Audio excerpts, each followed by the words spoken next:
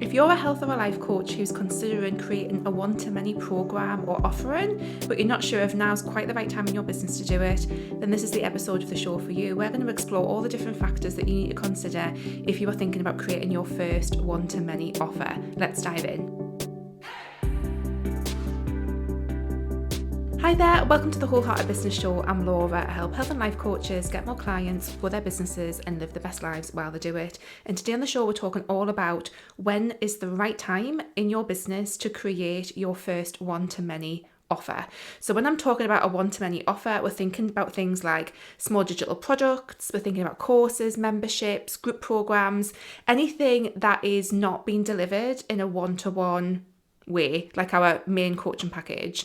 And this is a really interesting topic for me. I've got a lot of experience in creating these kind of products, and there's a lot of things that you might want to consider about how you time when you create something like this in your business to make sure that it's successful and actually gets you the results that you want. So as I've just said, when it comes to these different kinds of offerings, I've got lots of experience. I created my very first one-to-many offer when I was a health coach years ago. I think it might be like 11 years ago. I created my first small digital product. It was an ebook called the Super Conscious Living Guide. I think that's what it was called. And it was all about helping people really focus on what it is that their body was telling them when they were eating and moving and all that kind of thing. It was about really helping them tap into how things were feeling in their bodies and then make decisions about what they kept on doing as a result of that. I absolutely loved creating this. I made it on Publisher, like Microsoft Publisher, I think it was. And it was just really like lo-fi. And I can remember having to individually email people when they bought on PayPal, individually emailing people the link to the guide. So it was really, really good fun. I absolutely loved creating this offer. And I think I had a higher priced version where we maybe did almost like a live round of it. I can't remember, but it was just really, really good fun. And ever since then, I have always created these kind of offers in my business, whether it's been memberships, whether it's been group programs.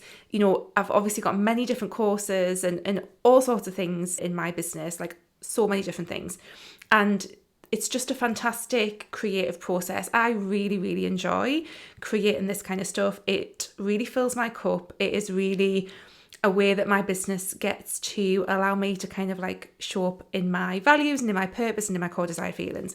So there's lots of things that come into the creation of these kind of offers that is not just strategic. If you are a bit like me, multi-passionate, really enjoy the process of creating these things, then I think that's a big factor that we don't want to forget about in this conversation. So before we dive into like some of the nitty-gritty kind of strategic things that you might want to think about, it is really worth asking yourself, like, does this fill my cup in some way? Does creating these kind of offers give me something back that is more than just like, will this work on a strategic level? Because if so, it's really important, I think, to be okay with following that. But there's some really important questions that we want to ask as part of this process as well. Often people start to look at creating one-to-many offers when their one-to-one offer isn't selling so well. And I think this is a really important point to cover because, again, like what we do is we think, oh, well, it's the price. People can't afford to pay the higher price of the one-to-one offer. Therefore, if we create something one-to-many, it's more likely to sell, more likely to make money. That's not often the case, in all honesty. And again, the things that we're going to cover here are going to explain why that is not often the case when it comes to, completely kind of shifting from thinking that a one-to-one offer isn't selling because of the price and then trying to offer it in a one-to-many sense and seeing, and that's going to be more profitable. It's often not the case. And like I say, we're going to explore that. So if that's something in the back of your mind, that's something straight away to really start to dig into, because that is, like I say, it's rarely the case that is the straight swap that we think it's going to be. Another thing to remember in amongst this conversation as well is that when you do start to create and deliver an offer one-to-many, products, services, etc., there is like a whole other skill set that you need to learn and hone to deliver a really good experience for people. It's different to one-to-one. Like I've really found this with groups, group settings. It's a different kind of way of working with people and it's a different kind of facilitation. Some people actually do much, much better in group situations and facilitating groups than they do working one-to-one. So it's all just about what kind of works for you, but everything can be learned, everything can be figured out. It's just one of those things that you want to consider in amongst the mix of the other things we're going to talk about today too. So the first thing that we want to really understand when it comes to creating these one-to-many offers is to look at the actual numbers that are going on in our business. Now, for a long time, the numbers just really freaked me out, and I was just a lot happier just not looking at the numbers and just cracking on doing stuff. And if that's you, and if it feels like looking at the numbers is just gonna like kill your whole vibe, you don't have to. You know, if it goes back to that whole thing, if creating some of these offers is filling you up in a different way and you just want to kind of experiment and be playful and creative, that's absolutely fine. But it can also be really, really good to look at the cold, hard numbers in your business in order to know and expect how things might perform in a income sense. So the numbers that we want to really be looking at for this is obviously the price that we're going to charge for the thing that we're going to create, how long it's going to take us to create it, and also how many people we have in our existing audience or community. Because the general rule of thumb, and this is very, very general, is that you will convert to customers a certain percentage of your audience or community. And a lot of business coaches kind of like bandy about this kind of like 2 to 5% number, but it varies wildly, and it also depends on the price of your offer as well. So you want to kind of look at the size of your audience and take into consideration where you might be converting at. So for example, in my business, at the kind of size that my list is at, which is 4,000 at the moment, and it's, you know, I've got people on there who've been on there a long time. I try and keep it fairly clean, which basically means that I'm deleting people who are not engaging and opening emails, but I tend to convert it around about the 1 to 2% mark in my business. That's very, very general, and again, it really depends on the cost of what it is that you're offering as well. So that's something really important to take into consideration, especially if you are kind of in that position where you're thinking, you know, my one-to-one offer isn't selling, should I create a group program because it'll be cheaper and more people will buy, but your list is like 200 people. That might shift your perspective a little bit on whether or not it's going to be worth doing it. So really ask yourself to, you know, what are these numbers telling you? And then also, again, you want to think about the amount of time that you're going to spend on creating the thing that you want to sell. And what will happen as well if it doesn't sell so well. So this is where we start to get into idea validation, which we're going to jump into in a second. But again, just really useful to understand what those numbers look like for you. And like I say, that conversion rate can vary wildly across different industries, different people's businesses. It depends on lots of different factors, but it is helpful to have like a bit of a ballpark idea of where something might go, and that is like the 2 to 5% range, I think, is where most people's lists are converting. So just bear that in mind when you start digging into all of this as well. And then another thing that you want to think about is to understand the selling. So again, this is a very, very general rule of thumb, but and again, you know, other businesses will do things differently, but generally speaking, when it comes to how things sell, the higher the price, generally, the more involved you need to be in the selling process. The lower the price, the more hands-off and the more automated the selling process can be. Now, that's not like a die-hard rule at all, but again, it's really useful to consider when it comes to thinking about creating a one-to-many offering. So this is where we start to get into, for example, if you have a group program, you probably might still need to do sales calls, discovery calls in order to fill that group program as you would for a one-to-one offering, depending on how it's priced. You know, with a very small digital product, you would not want to be doing sales calls, and you want to be automating most of that sales process. Again, how this looks and how this is set up in your business is highly individual, but it's something to consider when it comes into the mix of it all. Another big factor to consider is your current business goals and intentions. So again, this is really important. You want to think about, you know, what is it that you want your business to look like? How do you want to be spending your time? What do you want your income levels to look like, and start to make decisions from that place. You know, I talked about this in an episode of the show that I did recently where we were looking at creating an aligned attraction system for clients. And we talked about the foundations, and one of those foundations being, you know, how do you actually want your business to show up, and how do you want to be showing up in your business? Because when it comes to the offers that you create, you will have to deliver on them, and that is going to be how you spend part of your time in your business. And also that kind of has a knock-on effect in terms of your marketing and what everything looks like.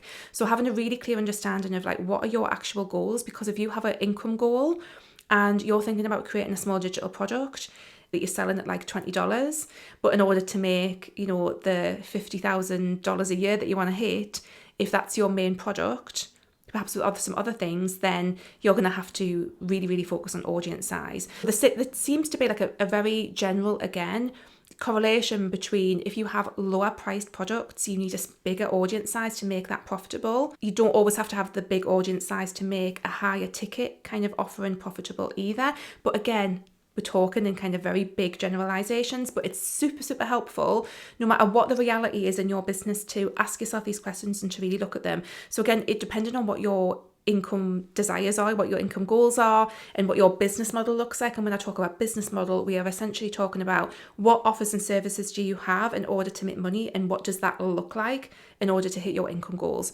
So it's really quite a simple thing, but you want to have an idea of what all this looks like in your business, because then it gives you an idea of, okay, I want to be creating this kind of offering. I want to be, working mostly in a passive way. I don't want to be doing a lot of one-to-one coaching. Therefore, I really need to focus on audience size and community size in order to make this profitable. That's the kind of thing that is really useful for understanding when it comes to looking at when's the right time to start creating these kind of products. And then we want to look at the viability of the offer. Of course, just by looking at those cold hard numbers in your business, by really looking at the business model, how things are going to add up in terms of your income, the income goals that you have, all of this is going to help you establish if this is a viable offer. But there's also other things you can do. For example, pre-selling, which gives you an indication of whether or not this is going to be an offer that people actually want. I've done a whole episode of the show on pre-selling. I will link to that in the description so you can check that out if that's something that you want to explore.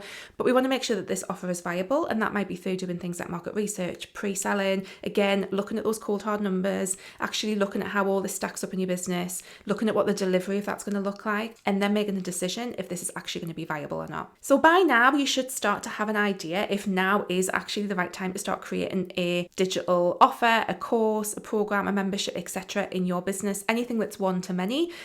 Asking yourself those questions, going through that process should start to give you an idea if it's the right time or not. Another thing that you might want to start thinking about is the strategy of it all. So not all one-to-many products have to be profitable in their own right. They can have other strategic significance. And this is where things start to get interesting and exciting. So when it comes to small digital products, which is one of my favorite things to create, and when we're talking about this, we're talking about, generally speaking, low ticket items that are quite easy and fun to create and sell. We're talking about the under $50 mark.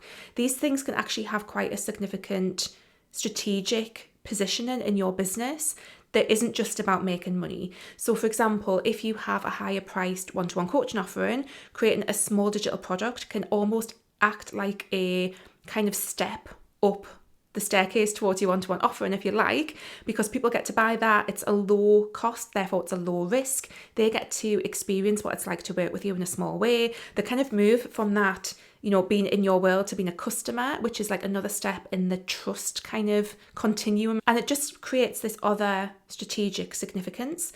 Small digital products can also act almost like a paid freebie as well. So again, depending on how they're priced, if it's that kind of no-brainer price, people might buy it and then you get them on your list. And again, it's like another way to build your list. Having a small digital product can also work really, really well when it comes to participating in bundles as a way of building your audience, building your email list. So again, there's different ways that these offerings might have some significance that will make sense. And the only way to really know is to really look at what your business goals are and what makes sense to your people. I also think small digital products can work quite well in terms of positioning and how you might want to be positioned as an expert in a certain topic. You could create a small digital product that really helps to kind of solidify the fact that you are a person who knows about this particular topic in detail, and it kind of signifies to people that you know your shit. So again, there's that kind of, significance in a strategic sense of how are you positioning yourself as a coach in the coaching space by creating a small digital product or a course or a membership even. It kind of helps to solidify all of that together. Another strategic element to consider is whether or not you are happy to create something and then build the audience to fill it, or whether or not you want to do it the other way around. So what most people would probably suggest is that you wait until you have an audience size that makes sense to fill the thing before you actually create it, because there's never any guarantee that you're going to sell it if you do it the other way around. However, sometimes what people do is they will create the offer and then they will go about marketing to fill the offer once it's created. Again, it really depends on what feels good to you and what works for you. I've kind of fallen foul of this a couple of times in terms of creating a membership and then kind of having in my head, right, I'm going to market it and I'm going to fill it, kind of continuous on an ongoing basis. And it's actually a lot harder than it looks on paper. And, it's one of those things that, another thing that comes into this actually that's quite important is to really not look too much at what other people are doing in their businesses, because so often we can see something working really, really well in someone else's business and think, well, that sounds fun, I'm going to try that in mine. And again, just to say, I'm all about experimentation. I think it's a great thing to do. But often that doesn't translate into our businesses because of many, many different reasons. So when it comes to one-to-many offering and the right time to create them, try not to look at what other people are doing and allow that to influence your decision. Look at the actual solid stuff in your business that makes sense and use that as a place to go from as well. And even if you do that, there's still the chance that it might not work out in the end. I've closed down and, change the format of many, many different one-to-many offers that I have. And that's okay too. Like, things are allowed to evolve. You're allowed to evolve as a person. It's all okay. But it's just a really useful thing to remember in this conversation when you're thinking about how this might look in your business. Another thing to consider as well in this is how experienced you feel in order to create something that people do on a one-to-many basis. What, again, most people would suggest is that you are delivering a one-to-one coaching offering to people a few times before you start offering something that's one-to-many, because it means that you get a sense of what's working for people and what's not. It means that you grow your confidence. It means that you're actually selling something that is higher ticket from the outset, which is more profitable, and that you kind of master that before you start looking at one-to-many offerings. And like I say, that would generally make sense for a lot of businesses. However, the small digital product definitely would be a time to kind of divert from that. I think it's a really good idea to create a small digital product no matter what stage of business you're in. But when it comes to creating something like a group program where you're taking people through like a semi kind of structured pathway or structured methodology, where you're creating something that's like a signature program, it does make sense to have delivered something on a one-to-one basis before you kind of delve into that. But again, that's not always the case, and I wish I could sit down and say this is exactly what you should do, but these are the things that I would be considering in this conversation. So to summarize this episode of the show, if you are considering creating a one-to-many offer in your coaching business, these are the things that you want to think about. First of all, you want to look at your actual business goals, your income goals, what it is that you want to be spending your time in your business doing, because when it comes to delivery, that's going to be a big part of how you spend your time as well. So you want to get really clear on that. Then you want to look at the actual hard-coded numbers in your business, look at your audience size, how much you would be charging for a one-to-many offer, and also look at the kind of like how you'll be selling it, how much time you would be spending creating it, and make some decisions based on that rough, very, very rough conversion rate in terms of audience to conversions into sales, which is 2 to 5% generally speaking, again, depending on the price. You'll also want to think about how you're going to sell this product too. So are you going to be selling it in a more manual way where you're doing, sales calls and discovery calls, or is it going to be much more passive and more automated? That's the thing to consider as well. You're also going to want to think about, how experienced you feel in your business. Do you want to do more one-to-one work and just kind of hone the processes? Certainly if you're creating a more signature kind of style program, that's something to consider as well. And also whether or not a small digital product might be the right first step in terms of creating something that's one-to-many, because it has that other strategic significance. So there's a few things there you want to consider thinking about in your business if now is the right time. I do have a couple of programs that are absolutely brilliant if you are thinking about creating a one-to-many offer. The first one is Create Your Aligned Offer. It's a fantastic program. Like, I absolutely love this program to pieces, and it will take you through the full process of figuring out the right format and the right way to structure your offerings. So it takes you through a whole process of really deciding like how it is that you want to show up in your business, how you want to spend your time, what's going to make sense for your people, how to meet all these things in the middle, and then how to go on and actually create the product and sell it as well. It's a fantastic program. And then I also have a little course called Super Simple Passive Income, which is really accessibly priced. Go and check it out, and that will teach you how to create a small digital project. In fact, I need to change the name of that program because it doesn't really say what it is, but it's going to teach you how to create a small digital digital product. And again, creating a small digital product can have a really great impact on your business in lots of different ways. So that's a good thing to explore too.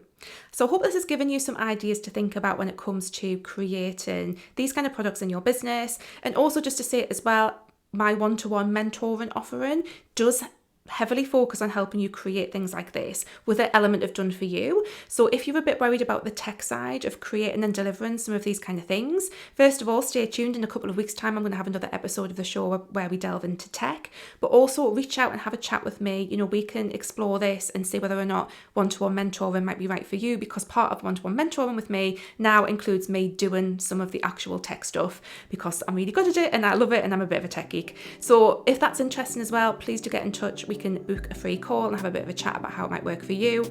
So yeah, I hope that has been a helpful episode of the show. Do let me know. Please like and subscribe on YouTube, and I will see you next time, guys. Take care. Bye.